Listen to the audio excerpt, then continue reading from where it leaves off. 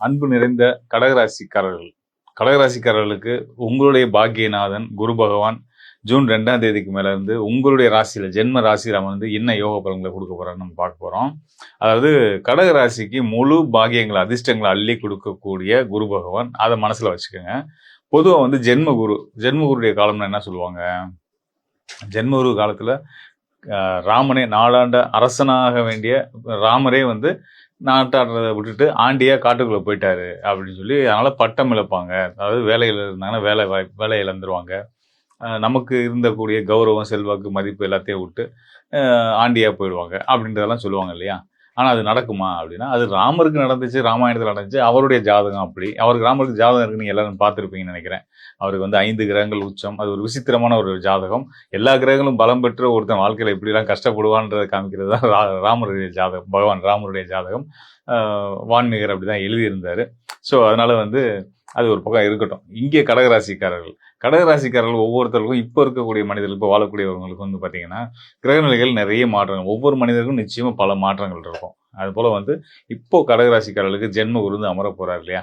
அப்போ நமக்கும் இந்த மாதிரியான வேலை வாய்ப்புகள் போறது, வேலை இல்லாமல் திண்டாடுறது, இப்படி கஷ்டங்கள் இருக்குமா அப்படின்னா பயப்படாதீங்க. கண்டிப்பா பயப்படாதீங்க. ஏன்னா குரு உங்களுக்கு பாக்கியங்களை செய்யக்கூடியவர். அவர் ஒரு கஷ்டத்தை கொடுத்தா அதன் மூலியமா நல்லது நடக்க போகுதுன்னு தான் அர்த்தம். குரு மட்டும் கிடையாது, வாழ்க்கையில எப்பயுமே எந்த ஒரு சூழலையுமே ஒரு சங்கடம் வருது அப்படின்னா அதை தொடர்ந்து பல நல்லதும் நடக்க போகுது அப்படின்றது தான் நிதர்சனமான உண்மை. ஜோதிடம்னா நான் புரிஞ்சுக்கிட்டது, ஜோதிட தன்மையில கிரகங்களோட செயல்பாடுகளை வச்சு நான் புரிஞ்சுக்கிட்டது எப்படின்னா, இங்க ஒரு கஷ்டம் வருது அப்படின்னா நல்லது நடக்க போகுதுன்னு அர்த்தம். நல்லது வரும்போதும் கெட்டது வரும்போதும் ஒரே மாதிரியான மனநிலையில் இருக்கக்கூடிய மனிதர்கள், மனதை அதுக்கு பக்குவப்படுத்தக்கூடியவங்க எப்பயுமே வாழ்க்கையில சந்தோஷமா இருப்பாங்க அப்படின்றத இங்க பதிய வச்சுட்டு, கடகராசிக்காரர்களுக்கு குரு இப்போ என்ன பண்ண போறாரு ஜூன் 2ஆம் தேதியிலிருந்து அப்படின்றத சொல்ல வரேன். அதாவது நம்ம முன்னாடி சொன்ன மாதிரி பாக்கியஸ்தானத்து அதிபதி மற்றும் உங்களுடைய 6ஆம் இடத்துக்கு அதிபதி அவர் தான். அவர் உச்ச பலம் பெறக்கூடிய ராசியே கடகராசி தான், உங்களுடைய வீடு தான். உங்க ராசியில உங்களுக்கு நன்மையை செய்யக்கூடிய அமர போறாரு அப்படின்னா, உங்க வீட்டுல உங்களுக்கு நல்லது செய்யக்கூடியவர் உங்க கூடயே இருக்க போறாருன்னு அர்த்தம். அப்ப அது நமக்கு நல்லது தானே? நமக்கு என்னென்ன தேவையோ அதை கூடயே இருந்து பார்த்து செய்யறதுக்கு ஒருத்தர் வந்துட்டாருன்னா நாம நிம்மதியாக சந்தோஷமா இருக்கலாம்ல. ஸோ அந்த மாதிரி தான் குரு உங்களுக்கு நல்ல பலனை கொடுக்க போறாரு. உங்களுடைய நலன் விரும்பிகளா பல பேர் வரப்போறாங்க அப்படின்றதான் உண்மை. ஒருத்தர் 2 பேர் கிடையாது. ஊர்ல இருக்க எல்லாருமே, ஆணும் பெண்ணும் நண்பர்கள் உறவுகள் எல்லாருமே உங்களுக்கு பக்காவா பக்கபலமா இருந்து உங்களுடைய ஒவ்வொரு செயலுக்கும் உங்களுக்கு உதவியா இருந்து உங்களுடைய வாழ்க்கை தரத்தை உயர்த்த போறாங்க. அதுக்கு குரு காரணமா இருக்காரு அப்படின்னு சொல்லிட்டு, அது மட்டும் முக்கியமான காரணமா அப்படின்னா, இதை தாண்டி இன்னொரு விஷயம் இருக்கு. கடகராசிக்காரர்களுக்கு பொதுவாக வெளிநாட்டு யோகம் இருக்கும். வெளிநாட்டு யோகம் அப்படின்றது என்னன்னு கேட்டிங்கன்னா, ஜோதிடத்தில் ஒரு நாட்டில் பிறந்து இன்னொரு நாட்டில் போய் வசிக்கிறது, வேலை வாய்ப்புக்காக போகிறது அப்படின்றத யோகமாக தான் சொல்லியிருக்காங்க. அப்போ அந்த யோகம் செயல்படும் பட்சத்தில் தோஷங்கள் எது இருந்தாலுமே செயல்படாது. அப்போ நீங்கள் உங்களுக்கு அதுக்கான வாய்ப்புகள்லாம் கூடி வர நேரமாக இந்த குருவுடைய பயிற்சி காலம் ஜூன் 2ஆம் தேதி குரு அமர்ந்த நொடியிலிருந்து உங்களுக்கு வெளிநாட்டு மனிதர்கள், அது அந்நிய மனிதர்கள், மாற்று மொழி பேசக்கூடியவங்க, மாற்று மதத்தை சார்ந்தவங்க, இவங்க மூலியமெல்லாம் கடகராசிக்காரர்களுக்கு சிறப்பான யோகங்கள் கிடைக்க போகுது. பல நல்ல ஆதாயங்கள் நடக்க போகுது. நிச்சயமாக இப்போ ரொம்ப தூரம் இல்லை, ஜூன் 2ஆம் தேதி வந்துருச்சு இல்லையா? பக்கத்தில் வந்துருச்சு. அப்போ இப்பயே உங்களுக்கான அந்த ஒரு நல்ல சமிக்கைகள் தெரிய ஆரம்பிச்சிருக்கும். இதனால் வரைக்கும் தடைப்பட்ட விஷயங்கள் பாசிட்டிவான விஷயங்களை நோக்கி போயிட்டு இருக்கோம். நிச்சயமா ஜூன் 2ஆம் தேதிக்கு மேல உறுதியான முறையில் பாசிட்டிவான விஷயங்கள் உங்க கையில கிடைச்சிரும். அதன் மூலயமா நீங்களும் சந்தோஷமா நிம்மதியா இருக்க முடியும் அப்படின்ற சொல்லிட்டு, கடக ராசியிலேயே ஒரு சுபகிரகம், அது யாரா இருந்தாலும் சரி, சுபகிரகங்கள் வளர்பிறை சந்திரன், வியாழன், அப்புறம் சுக்கிரன், அப்புறம் தனிச்ச புதன், இவங்கெல்லாம் சுபகிரகங்கள். இந்த மாதிரி சுபகிரகங்கள் யார் கடகராசியில் அமர்ந்தாலும் நமக்குள்ள ஒரு பாசிட்டிவிட்டி வந்துடும். அது குறிப்பாக அந்த கடகராசிக்காரர்கள் எந்த ஒரு உணர்வையும் எளிதாக கிரகிச்சிக்கக்கூடிய தன்மை உள்ளவங்க. அது எதிர்மறையாக இருந்தாலும் சரி, நேர்மறையான விஷயங்களா இருந்தாலும் சரி, தனக்குள்ள எடுத்துக்கக்கூடிய இயல்பான ஆற்றல் பெற்றவங்களா இருக்காங்க. ஈஸியாக சென்சிட்டிவான பர்சன் சொல்லுவோம் இல்லையா?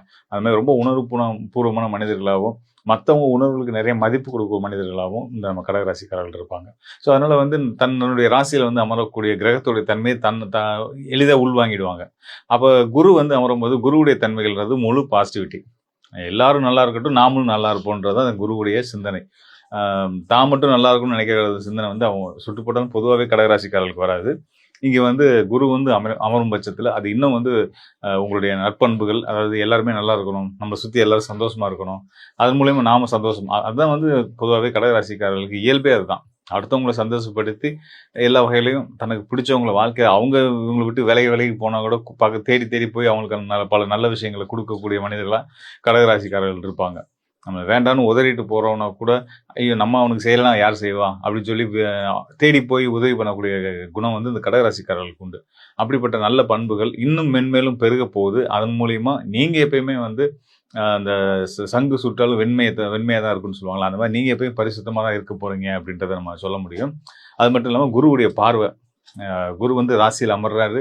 அதே ஒரு சிறந்த யோகம் தான். நல்ல பேர், புகழ், செல்வம், செல்வாக்கு, நல்ல ஒரு பாசிட்டிவிட்டி, நேர்மறையான சிந்தனைகள், இது எல்லாத்தையும் கொடுக்கக்கூடிய குரு பகவான் உங்கள் ராசியில் அமர்ந்து அங்கேருந்து அவருடைய பார்வையாக வந்து உங்கள் ராசிக்கு யோகஸ்தானம் சொல்லக்கூடிய 5ஆம் இடத்து மேலே கொடுக்க போகிறாரு. ஸோ 5ஆம் இடம் அப்படின்றது வந்து பார்த்தீங்கன்னா புத்திரஸ்தானம், பூர்வ புண்ணிய ஸ்தானம், குலதெய்வத்தை குறிக்கக்கூடிய ஸ்தானம், மனோஸ்தானம். ஸோ உங்கள் மன வலிமை, புத்திர பாக்கியத்தில் இருக்க பிரச்சனைகள், பணப்பிரச்சனைகள், பொருளாதார பிரச்சனைகள் எல்லாமே தீரக்கூடிய நேரமாக இந்த குருவுடைய பயிற்சி காலம் இருக்க போகுது. அது மட்டும் இல்லாமல் உங்களுடைய குலதெய்வத்தோட அருள் உங்களுக்கு பரிபூர்ணமாக கிடைக்க போகுது, அதை சொல்லலாம். அதுக்கு அடுத்ததாக வந்து உங்களுடைய ராசிக்கு 7ஆம் இடத்துக்கு குருவுடைய பார்வை கிடைக்க போகுது. 7ஆம் இடம் அப்படின்றது வந்து பார்த்தீங்கன்னா தொழில் பங்குதாரர்கள், நண்பர்கள், உறவுகள், நம்மளுடைய விருப்பங்கள் இதெல்லாம் நிறைவேற்றக்கூடிய ஸ்தானம் வந்து 7ஆம் இடம் தான். அதெல்லாம் நல்லபடியாக நடக்கும்.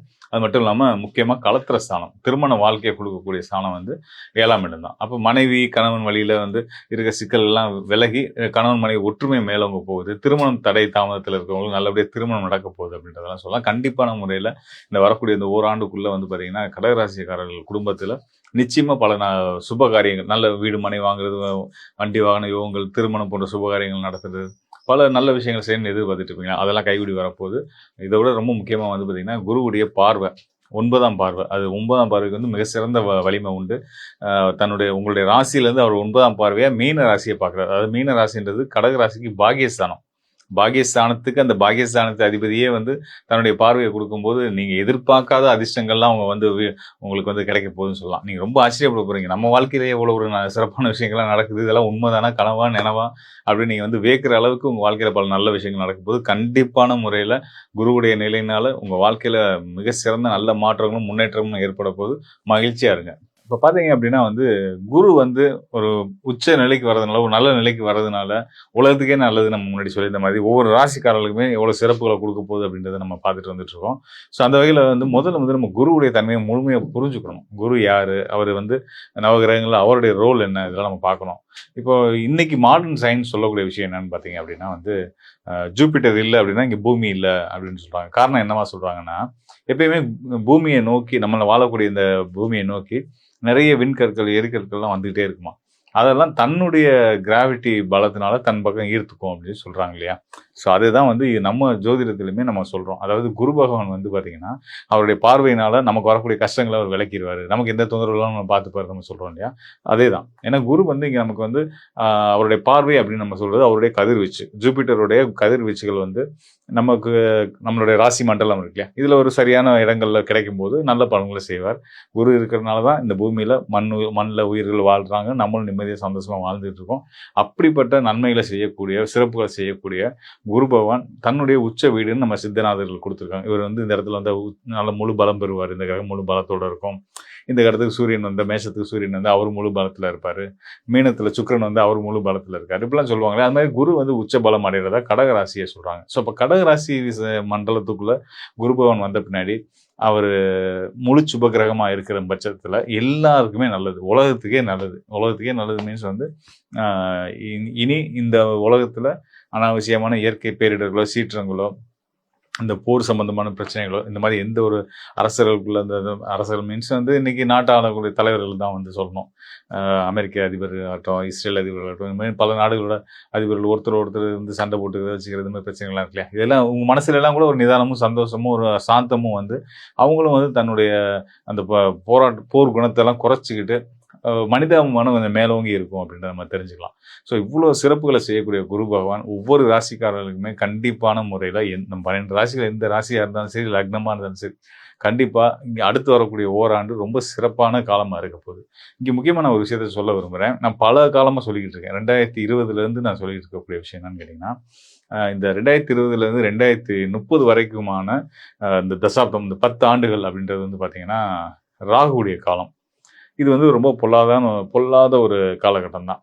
இதில் நமக்கு ஒரு நல்ல காலமாக நடுவில் வரக்கூடிய ஒரு சில காலங்கள் இருக்குது. அது வந்து குறிப்பாக வந்து இப்போ 2025 ஓரளவுக்கு நல்ல ஆண்டுன்னு தான் நம்ம சொல்லணும். இப்போ 2026மே நமக்கு வந்து இப்போ இனிமேல் 2026லேருந்து 27 வரைக்குமான இந்த காலம் வந்து குருவுடைய காலம் வந்து ரொம்ப சிறப்பாகவே இருக்க போகுது. குருவுடைய அருளால் சிறப்பாக இருக்க போகுது. இவ்வளோ சிக்கலான இந்த தசாப்தத்துக்குள்ள இந்த ஓராண்டு ரொம்ப சிறப்பாக இருக்க போகுது. எல்லா சங்கடங்களையும் நிவர்த்தி பண்ணி விலக்கிட்டு நாம் ஒரு நிம்மதியான வாழ்க்கை சூழலை வாழ்றதுக்கு, பொருளாதாரத்தை சரியாக நம்ம வளர்த்துக்கிறதுக்கான வாய்ப்புகள் எல்லாம் குரு பகவான் கொடுக்க போறாரு. ஸோ இதெல்லாம் வந்து கோச்சார அடிப்படையில் குருவுடைய நிலை சிறப்பாக இருக்கிறதுனால நடக்கக்கூடிய நல்ல பலன்கள். அது மட்டும் இல்லாமல் உங்களுடைய சுய ஜாதகம், இங்கே நம்ம வந்து கோச்சார பலனை மட்டும், ராசி அடிப்படையிலான கோச்சார பலன்களை மட்டும் நம்ம பெரிதாக எடுத்துக்கணுமா, அதுதான் முழுமையானதா அப்படின்னா கிடையாது. நம்ம ஜோதிட விதி, சித்தர்கள் சொன்ன விதி என்னன்னா, விதி மதி கதி, இந்த 3 அடிப்படையில் தான் நம்ம ஜோதிட பலன்கள் பார்க்கணும். ஒரு ஜாதகத்தில் லக்னம் அடிப்படையில் நம்ம பார்க்கக்கூடிய தசாபுத்தி பலன்கள் இது முக்கியம். அதுக்கு அடுத்ததாக மதின்னு சொல்கிறோம் இல்லையா, அந்த மதி வந்து சந்திரன் அடிப்படையில் கோச்சார பலன்கள் இப்போ நம்ம பார்த்தோம் இல்லையா, இது வந்து ரெண்டாவது நிலை. அதுக்கு அடுத்ததாக கதி அடிப்படை, சூரியன்லேருந்து கிரகங்கள் என்ன நிலையில் அமைஞ்சிருக்கு ஒவ்வொரு தனிப்பட்ட ஜாதகத்திலையும். சூரியன்லேருந்து அது தனிப்பட்ட ஜாதகத்தில் மட்டும் இல்லை, உலகியல் ரீதியாகவும் இப்போ சூரியனுக்கு சுற்றி கிரகங்கள் எங்கெங்கே இருக்குது இதெல்லாம் வச்சு எடுத்து சொல்கிற பலன்கள். இப்போ ராசி அடிப்படையில் சந்திரன் தான் ராசி, அந்த அடிப்படையில் கோச்சார பலன்கள் சொன்ன மாதிரி சூரியனுக்கு எங்கே இருக்குன்றது நம்ம எல்லாத்தையும் கலந்து மொத்தமாக பார்த்தா தான் இன்னும் முழுமையான சரியான பலன்கள் வந்து நம்ம தெரிஞ்சுக்க முடியும். ஸோ அதனால் ஒரு சிலர் சொல்லுவாங்க இல்லையா, எதுக்கு நான் சொல்கிறேன் அப்படின்னா, ஒரு சிலர் நினைப்பாங்க எல்லா ஜோதிடரும் நல்லா இருக்குன்னு சொல்கிறாங்க, நான் படுற பாடு எனக்கு தாங்க தெரியும்னு சொல்லுவாங்க இல்லையா. அதுக்கு தான் வந்து காரணமாக நம்ம வந்து வேற ஒரு காரணம் இருக்கும். இப்போ ராசி அடிப்படையில் ரொம்ப சிறப்பாக இருக்குது, அதில் எந்த டவுட்டுமே இல்லை, ஒவ்வொரு ராசிக்காரர்களுமே ரொம்ப நல்லாவே இருக்குது.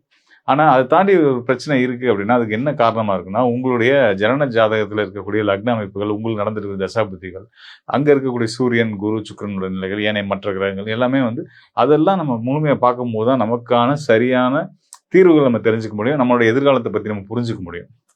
நம்ம புரிஞ்சுக்கிட்டோம்னாலே நம்ம வாழ்க்கையை நம்ம சீராக கொண்டு போய் வைக்க முடியும். ஸோ அந்த மாதிரி உங்களுடைய சுயஜாத ஆய்வுக்கு உங்களுக்கு தேவை இருக்கும் பட்சத்தில் தாராளமாக இந்த டிஸ்பிளேல இருக்க என்னுடைய எண்ணுக்கு தொடர்பு கொள்ளுங்க. நிச்சயமாக உங்களுக்கு ஒரு நல்லது வழிகாட்டுதலை கொடுக்குறதுக்கு தயாராக இருக்கிறேன். மேலும் குரு அருள் இருக்கிறதுனால எதை பற்றியும் கவலைப்படாமல் நிம்மதியாக சந்தோஷமாக இருங்க, வாழ்க்கை ரொம்ப சிறப்பாக இருக்கும் அப்படின்னு சொல்லி நன்றி கூறி விடைபெறுகிறேன். நன்றி, வணக்கம் மக்களே.